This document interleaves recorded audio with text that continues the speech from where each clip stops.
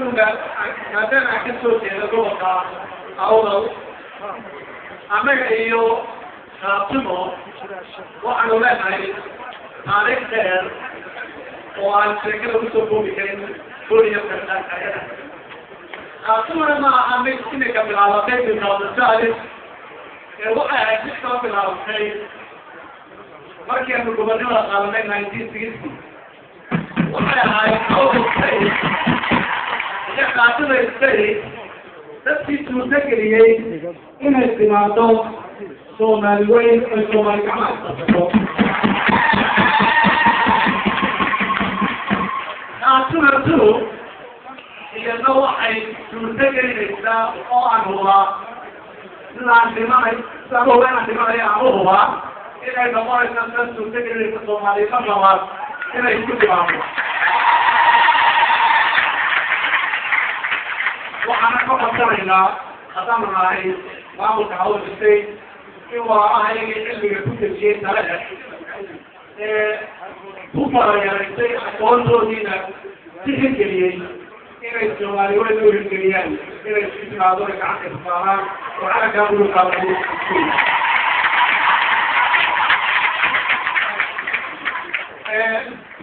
markii uu gumaystuhu waddankeeda imanayay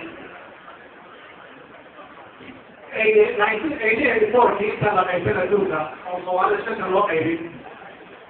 waxay sameeyeen cilmi-baaris daraasad bay sameeyeen ay waddan kasta ay kasayeen dadka ku noolay wuxuu galo gobollada ay kala degaan qabeelka ay yihiin khayraadka ku jira dhan walba ay ka eegeen Soomaaliya waxay ogaadeen in ay tahay waddanka ugu dadgeesinimada badan oo haddii la qaybin waayo ay gumaysiga badana yeelayn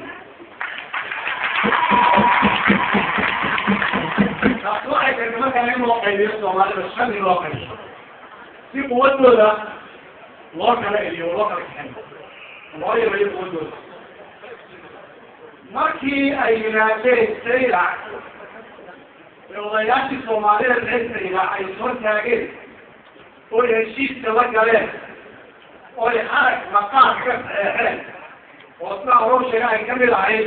inuu nin cadaan ku daran karin waddanka Soomaaliya laguna aadi karin waxay u qaadeen markaa dadka dhulka degan inay yihiin dadka madax adag umadaha kalood ayaa laga yaaba marka maxay jireen waxa raajin markaa ninka reer awdal darajada raajin markaa fikirkiis way jireen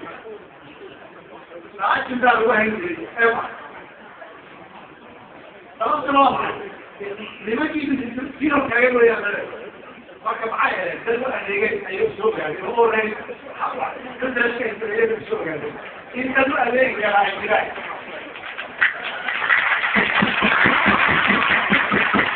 waxaan ku cadaynaysaa buugaagtiga qore waqtiyadaha taariikhda hadaa la xilo dadka u tarjumaya ama horkacaya ama waxtusaya wuxuu ahaa nin ka soo jeeda meesha loo yaqaano naasaha wasti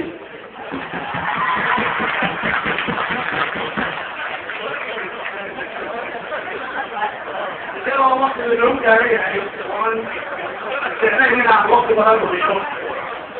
waxaan ku soo gabagabaynaya fariin aan u tirayo dadka madaxda u ah naasaha wasti oo adeecay walaaliga Soomaalida lahayn Soomaalida meelka tegi maysa inna mid kama arka waxay intaama Soomaalinimadii heli maysa anagoo Soomaalinimada lasoo noqo calanka uji xabaaraha kusan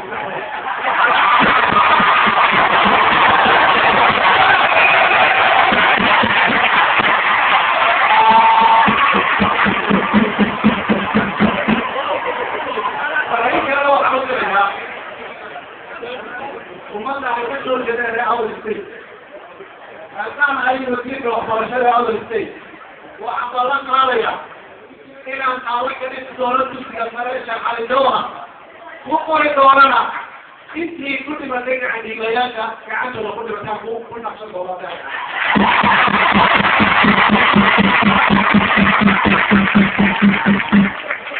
Asuma